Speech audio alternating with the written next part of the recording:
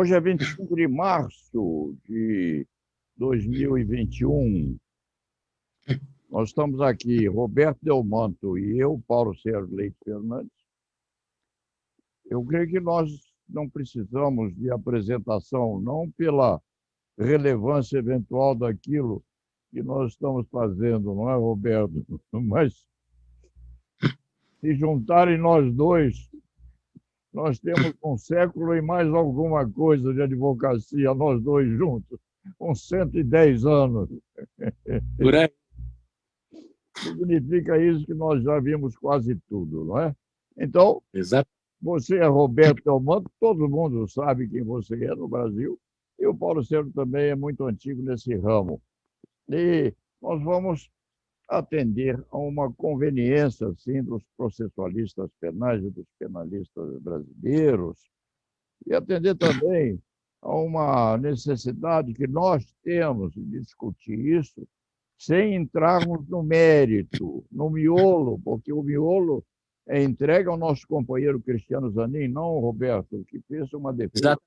muitíssimo bem feita, uma dedicação muito grande, mas nós vamos pela rama, entrando o mínimo possível na disputa sobre mérito, discutir aspectos muito importantes. O Roberto Delmanto é um dos melhores penalistas que o país tem. E a disputa sobre isso diz muito com o direito penal, diz também com o processo, mas diz muito com o direito penal material. Então, eu gostaria de dar ao Roberto a primazia de iniciar essa nossa conversa, que é modesta, sim, mas é importante, eu creio, para a classe jurídica brasileira, e dou, sem mais aquela, a palavra a Roberto Delmanto para começar essa nossa conversa inicial. Meu amigo Paulo Sérgio, é sempre um prazer estar com você. Você que é o vice-decano dos criminalistas de São Paulo, só está na sua frente por alguns dias, mas ele não esquece. Nosso querido amigo Thales Castelo Branco, também eminente advogado, e você é sempre uma referência, um exemplo para várias gerações de advogados, desde muitos anos e continua agora. Eu quero também, nessa introdução, fazer uma homenagem singela ao defensor do ex-presidente Lula, ao Cristiano Zanin Martins, que eu não conheço pessoalmente, mas eu quero cumprimentá-lo, homenageá-lo pela coragem, pela dedicação dele, pela persistência, né? Dando sangue, suor e lágrimas em favor do seu cliente e alcançando agora um êxito, ainda não total, mas um êxito relevante. Na pessoa dele, eu homenageio toda essa nova geração de criminalistas que vem surgindo. E, Paulo, a minha proposição é que nós abordássemos essas duas últimas decisões do Supremo, né? A primeira, do ministro Fachin, numa liminar, que ainda vai ser submetida ao pleno do Supremo, e o julgamento já definitivo do habeas corpus pela segunda turma, né? Vamos começar, então, pelo ministro Fachin. Nós sabemos que todas as ações penais que tinham como uma pretensa vítima a Petrobras, a estatal Petrobras, por prevenção, estavam indo para Curitiba, né? Para as mãos do Sérgio Moro, né? Então, de acordo com o artigo 71 do Código de Processo Penal, havendo uma infração continuada em duas ou mais jurisdições, aquela que receber a primeira ação penal, o primeiro processo, o primeiro inquérito for aforado, já fica preventa. E, a partir daí, começou, na minha opinião, uma manobra ilegal, no sentido de levar para a vara do Sérgio Moro e para aqueles procuradores da Lava Jato, né, que compunham a chamada República de Curitiba, que eu prefiro chamar hoje, desmascarada que ela foi, da ditadura de Curitiba, de levar todos os processos para lá. E o que o Fachin levantou? Não, essas 4 ações que estão lá em Curitiba, 2 pelas quais o Lula já foi condenado, que é o caso do triplex do Guarujá e do sítio aqui de Atibaia, do interior. Ele falou, olha, e outros 2 que ainda estão em andamento, por que foram parar em Curitiba? As vítimas apontadas, as estatais apontadas como vítimas, não eram apenas a Petrobras, havia outras. Então, por que, se não é só a Petrobras, por que ela tem prevalência sobre as outras? E o artigo 70 do Código de Processo Penal fala que a competência se define pelo lugar em que se consumar a infração. E o artigo 72 do Código de Processo Penal diz que, não conhecido o lugar da infração, havendo dúvida, é do domicílio do réu. E o réu era o Lula. Então, ele entendeu que a Justiça Federal de Curitiba era absolutamente incompetente, anulou ab início os 4 processos e determinou a imediata volta ou ida para o Distrito Federal, para ser distribuído para uma das varas criminais federais do Distrito Federal. Só que ele achou por bem, invocando o regimento do Supremo, de mandar essa liminar dele, este processo, foram nos embargos de declaração, para análise do pleno.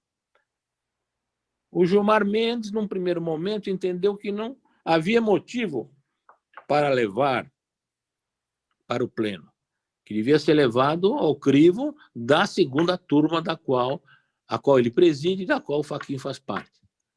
Não sei se ele vai insistir nessa tese, não sei o que vai definir o Fux, mas nós estamos, portanto, agora aguardando, em princípio, a decisão do pleno. Se o pleno vai manter a decisão do Fachin anulando os 4 processos que estavam em Curitiba, todos os processos que estavam em Curitiba, ou se vai reformar essa decisão. Tá certo, Paulo? Sim. O Lula é réu nesse processo também, não? Ele é o principal réu, né, nesses processos, né? Quando 4. ele não é o réu, né? Mas o problema ali foi o entendimento foi que houve uma incompetência do juízo, né? Ele entendeu que o juízo de Curitiba era incompetente, que se a vítima fosse só a Petrobras, tudo bem. Mas se a vítima apontada nas denúncias eram outras empresas estatais também, que não havia motivo para ir para Curitiba, né? Então, hoje nós estamos com os 4 processos, 2 dos quais já com condenação, anulados, né? Remetidos ao distribuidor do Distrito Federal, distribuidor criminal federal, né? Foram anuladas todo o processo, do início ao fim. Aí vamos depender agora da decisão do pleno, se realmente ficar com o pleno. Muito bom. E teve um aspecto político, né? Porque se essa decisão for mantida, o ex-presidente torna-se elegível, cai aquela da impossibilidade de você concorrer se você tiver uma condenação em 2ª instância, né? Pois então, e o outro processo, há um outro processo, não é isso? Há esse. Nós tivemos esse o Fachin, ele anulou todos que estavam em Curitiba. E mais... o triplex do Guarujá, o sítio aqui de São Paulo e mais 2. Não tem mais nada em Curitiba, saiu tudo de lá. E nesse processo de Curitiba havia um assistente do Ministério Público, não havia, Roberto? O assistente do Ministério Público era o nosso saudoso e querido amigo que nos deixou há pouco tempo, o René Dotti, né? Ele foi, em todas as causas, o escritório dele, que é o maior escritório do Paraná, e ele era a maior referência no Estado, e com prestígio, como você sabe, merecido por todo o Brasil, ele era o assistente do Ministério Público. E eu acredito que o escritório dele continue. Só que essas ações, como falamos, saíram de Curitiba, né? Pois então, eu vi aqui nesse relato, nesse exórdio da disputa judicial que lá existe, o Lula havia sido condenado a 9 anos e pouco, não, Roberto? Em qual dos processos ele foi condenado? Ele foi condenado já em segunda instância, no triplex do Guarujá, e depois no sítio de Atibaia, sendo que os dois processos e outros foram presididos pelo Moro. Só que num deles, quem deu a sentença foi uma juíza substituta, que, segundo saiu nos jornais, ela quis se aproveitar da sentença do Moro e misturou os fatos, né? Falando do sítio, falava do triplex, ou vice-versa, né? É o E poder está se feminino em ação. O poder feminino em ação. discutindo, né, Paulo? Já começa a se discutir. Qual é o alcance dessa decisão do Fachin de anular os 4 processos, né? Todos que estavam lá em Curitiba, né?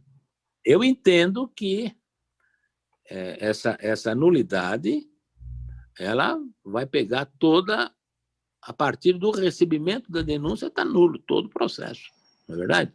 Porque se é uma incompetência do juiz, o inquérito podia ser feito em outro lugar, seria uma irregularidade, né? Vamos dizer assim.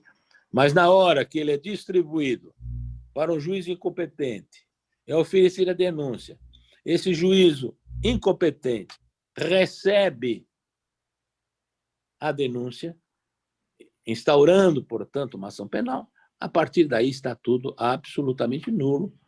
Terá, se for oferecida a nova denúncia ou ratificada aquela, terá de haver um novo recebimento e todo um processo, né, em primeira instância e nas instâncias depois superiores. O triplex também.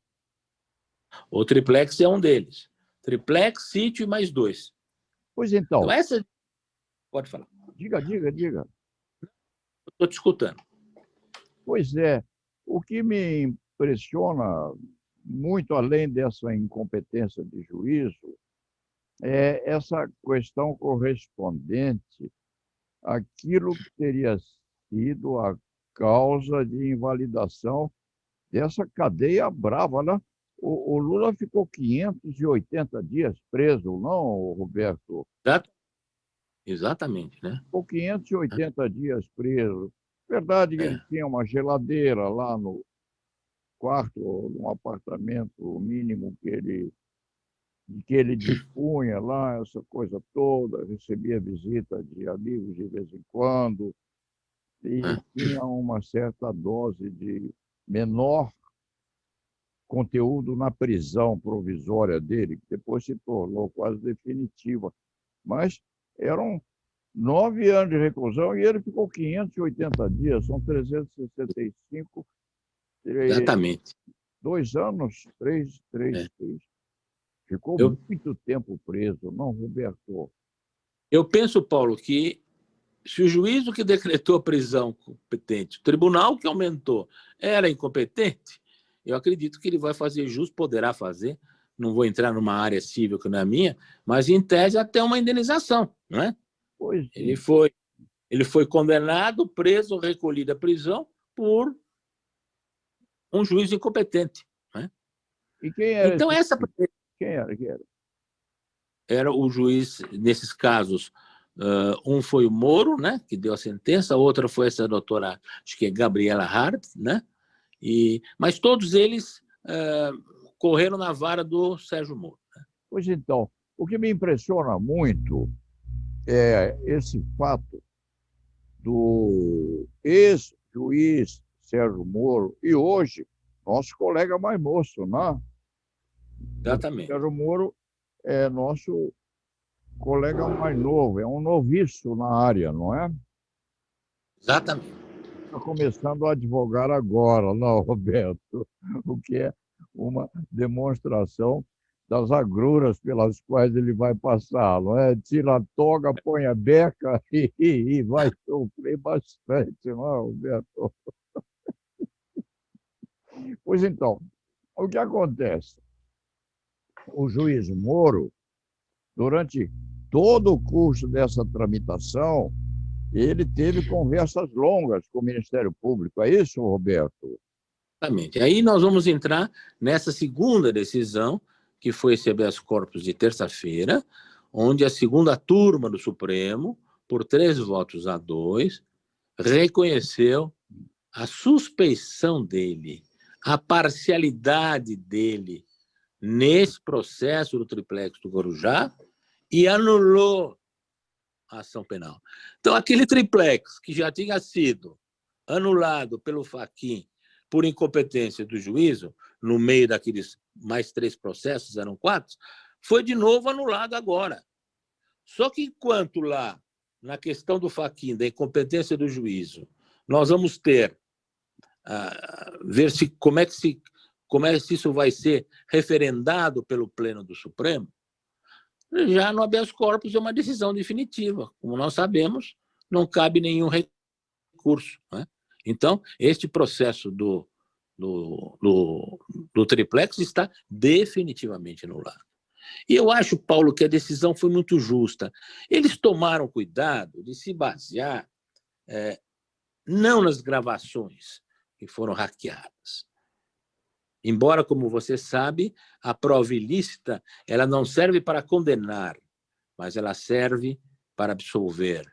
Ela não serve como material de acusação, mas ela serve como material de defesa.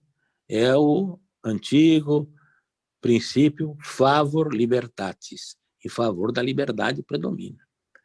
E eles se basearam, o voto do Gilmar Mendes deixou claro, a Carmen Lúcia também, o Lewandowski, em 3 episódios que não dependeram de escutas ilícitas. Foram a condução coercitiva escandalosa do presidente Lula, do ex-presidente Lula, sem que ele tivesse recebido antes qualquer intimação para prestar depoimento, né? Feito com cobertura da imprensa. Nós abordamos isso aqui em nossas discussões, né? As nossas críticas que nós vamos fazendo há muito tempo. E, segundo lugar, se baseou dele na véspera do último pleito presidencial, ele ter mandado para a imprensa, dado à imprensa uma parte do depoimento até então sigiloso do ministro Antônio Palocci, né, com o objetivo de causar um efeito político atrapalhando a performance eleitoral do Lula. E, em terceiro lugar, eles também abordaram aquela que foi a interceptação, que ele já tinha sido censurado pelo Supremo, que o Supremo eles tinham gravado a Polícia Federal uma conversa entre a presidente Dilma e o Lula, onde ela cogitava convidá-lo para um chefe da Casa Civil para que ele pudesse ter um foro especial. E o Supremo tinha dito, e ele desobedeceu o Supremo, foi censurado no Supremo, foi criticado, já tem tempo, que ele desobedeceu e levou a público. Então, eles se basearam nesses 3 episódios, né?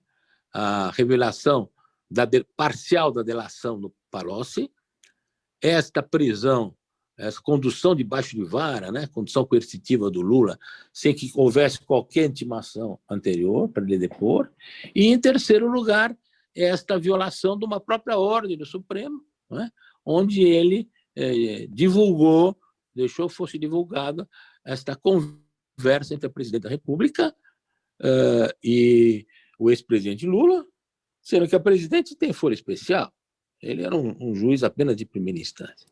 Mas eu acho que, no fundo, o que pesou mesmo, Paulo, embora eu concorde com tudo, com todos esses fundamentos, foi a descoberta, né, pelo site Intercept e agora por essa chamada Operação Sputnik, né, que investigou os hackers, das conversas que haviam entre ele e o Dallagnol e outros procuradores. Né? Nós sabemos, né, Paulo, que o princípio da imparcialidade judicial é um dos mais sagrados da magistratura. Imaginemos nós, não só numa ação penal, qualquer uma ação de despejo, uma ação cível, e o juiz trocando figurinhas com a parte contrária, né? Dizem muitos, mas os promotores sempre conversam, os advogados também. Uma coisa é você conversar. Aliás, meu pai, Dante Delmanto, ele falou, nunca ele foi falar com o juiz sem ter em mãos uma petição. Quando ele ia despachar pessoalmente, o advogado não vai conversar com o juiz só para conversar. Ele leva o requerimento em mãos. E lá não houve conversa.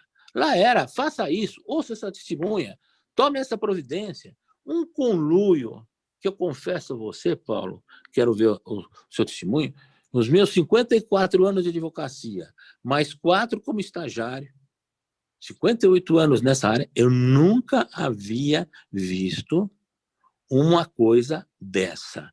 Né? Eu acho que isto vai significar uma marca indelével na história do judiciário brasileiro. Não sei se você já tinha visto algo igual. Pois é. Eu tenho uma característica, eu sou muito tímido, sabe, Roberto?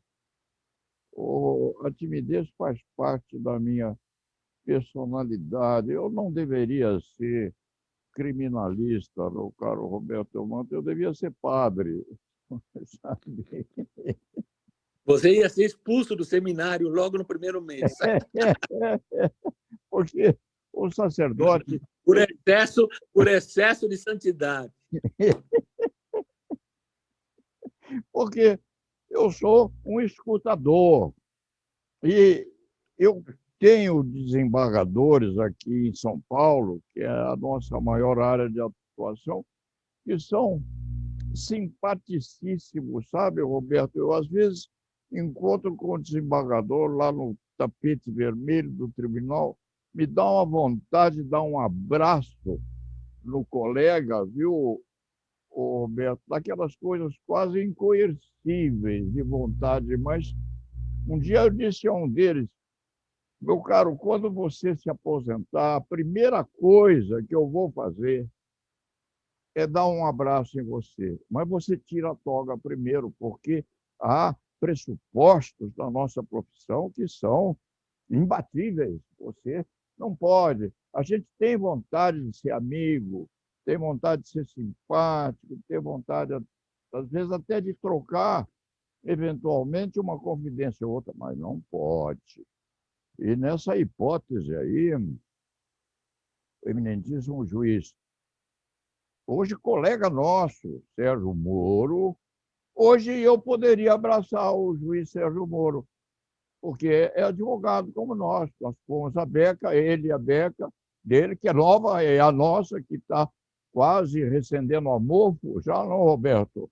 E nós nos abraçamos, nós podemos, mas naquela época não era possível uma característica dessa natureza, porque é muito complicado isso, não, Roberto? Você não pode trocar confidência com com você, eu concordo plenamente com você. É um modo de proceder também quando encontro desembargadores conhecidos, muitos que vieram do quinto da advocacia.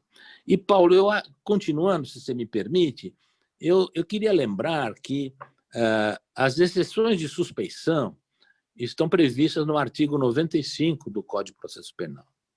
A primeira é a incompetência do juízo, que nós já abordamos. A segunda, a primeira, a mais importante, tem prevalência, é a suspeição do juiz.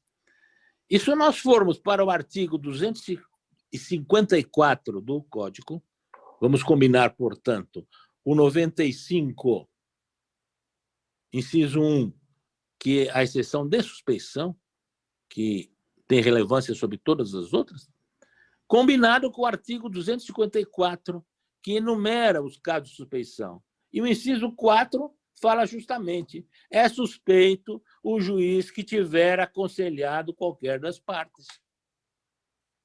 Se está provado que ele aconselhou mais de uma vez o Ministério Público, quase que fazendo a figura do chefe do Ministério Público, né? Ele é um juiz suspeito. Então, eu tenho plena convicção, apesar de todo o clima político que envolve, porque você veja, o Lewandowski é um grande juiz, foi desembargador de São Paulo, professor titular das Arcadas, ele é um gentleman, né?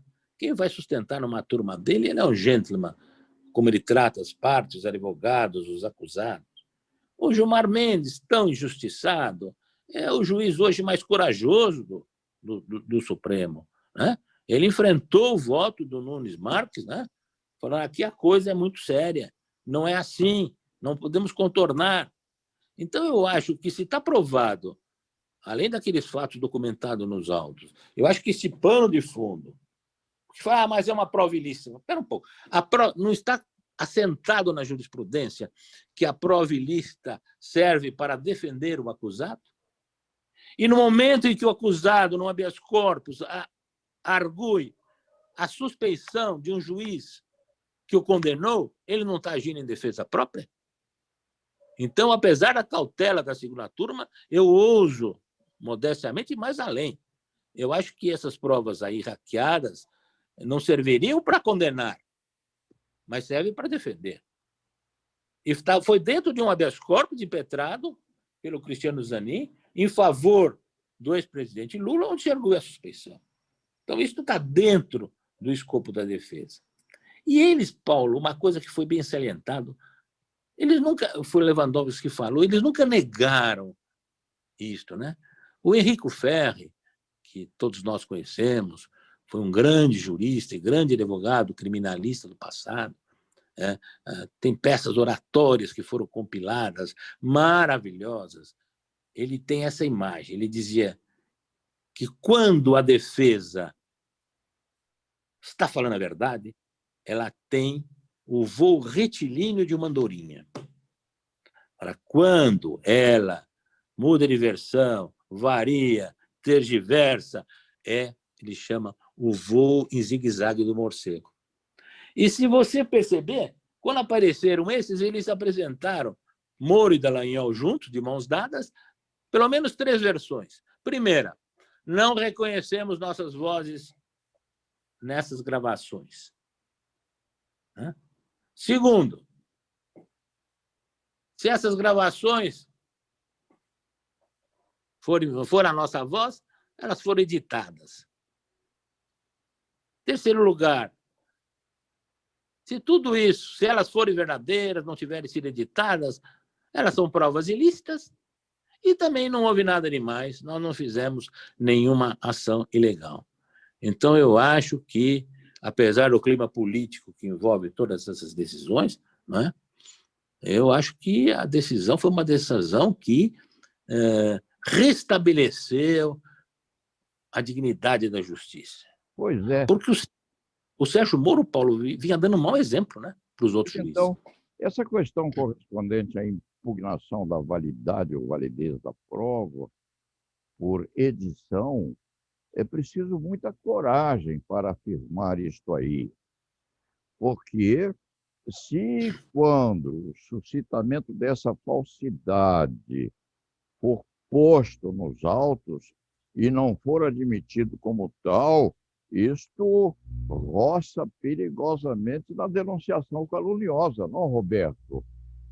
Não é fácil, não é fácil dizer: essa voz não é a minha, ou essa gravação foi editada, porque, se, quando houver isso aí, se está a suscitar a falsidade daquela conduta e, por consequência, se obriga a apurar o crime. Se esse crime não for consumado ou não for descoberto, a criatura que o fizer vai ser processada por denunciação caluniosa. É complicado isso aí, muito complicado. Pode voltar como um bumerangue, né, Paulo? Pois então, Pode voltar como um bumerangue, né? pode ferir Então, bastante. você, né? Você veja que, então, eles eram, a defesa dos dois era o voo em zigue-zague do morcego, não é? Era o voo. Agora, o Sérgio Moro não vai poder mais ser punido administrativamente, né? Porque ele já não é mais juiz, né? Essas provas que o incriminam, né? Mesmo que achasse que além ele cometeu crimes e não apenas ações absolutamente parciais, ilícitas, eu acho que essas provas ilícitas não podem servir para condená-lo, para processá-lo, né? Ao mesmo tempo. E curioso que você lembra que quando o Ministério Público Federal, o pessoal de Curitiba, fez aquelas 10 coisas, o que eles queriam era um aproveitamento das provas ilícitas para acusar. Você lembra disso, Paulo? Pois então, pois então. Pois E então. agora, no inquérito que o STJ está apurando, que eles andaram fazendo ameaças ou confabulações contra ministros do STJ, eles impetraram um habeas corpus, que a Rosa Weber negou a liminar, dizendo que isso é prova ilícita. Você vê que aí o feitiço virando contra o feiticeiro, né, Paulo? Pois então, é coalizão, né? Coalizão É. de ilicitude. Você afirma que é ilícito aqui, mas você faz lá, você consuma ali, não é, Roberto? Essa nossa conversa iria longe. Isto é uma contradição naquilo que a gente precisa examinar referentemente ao processo, e nós temos pouco tempo. Isso dá uma vontade de prosseguir imensa, não é, Rogério? O Roberto, dá uma vontade incrível de você penetrar nisso aí, e infelizmente nós temos que ficar na rama, até porque nós não queremos interferir na Claro. condução desse processo pelo nosso colega, que é um colega muito valente também. Eu tenho apreço pelo ex-juiz Sérgio Moro. Acredito, sinceramente, para nós fecharmos essa nossa conversa, porque já está chegando ao limite, acredito que o Sérgio Moro, enquanto juiz, e dentro das perspectivas que ele tinha no consciente dele, fez aquilo que ele achava adequado. Não era adequado porque era uma ilicitude, mas ele fez. Fez e nós pagamos o preço porque fazemos e porque deixamos de fazer, não é? E nós o recebemos hoje na advocacia com apreço, porque é um homem culto, é um jovem muito dedicado e há de ser agasalhado na ordem dos advogados como um colega nosso muito nobilitado. Mas eu tenho um receio muito grande, eu tenho dó de ele ter chegado perto do presidente da República, porque o presidente da República ele destrói quem chega perto dele. Não é? Ele foi destituído, ele foi forçado a renunciar quando ele viu que o prestígio do Moro estava encostando no prestígio dele, Bolsonaro. Agora, Paulo, eu diria o seguinte para você: no fundo, é um problema que eu vejo hoje muito entre jovens magistrados, a falta de vocação. Ele nunca poderia ter sido juiz. Se tivessem feito um exame psicotécnico bem feito, ele jamais poderia ser juiz. Ele poderia ter sido um promotor. Mas eu acho que o promotor, na minha opinião, tem de ser o promovedor de justiça. Promotor seria o promovedor. Eu acho que a carreira que ele devia ter seguido, ele podia não chegar longe, era como delegado da Polícia Federal. Pois então. Então, nós vamos terminar essa nossa conversa, que é muito estimulante. Nós tínhamos muito mais coisa para dizer, mas, de repente, nós conversamos outra vez, fazemos uma outra live. Esse tema vai ser discutido por outros colegas, não é? Está na pauta, né, Paulo? Pois então. E vamos nos... Então, Paulo, prazer estar com você mais uma vez, viu? Eu fico tá bom? muito alegre também, viu? Um abração para você, Roberto. Um abraço, Paulo. Obrigado. Até logo. Até logo.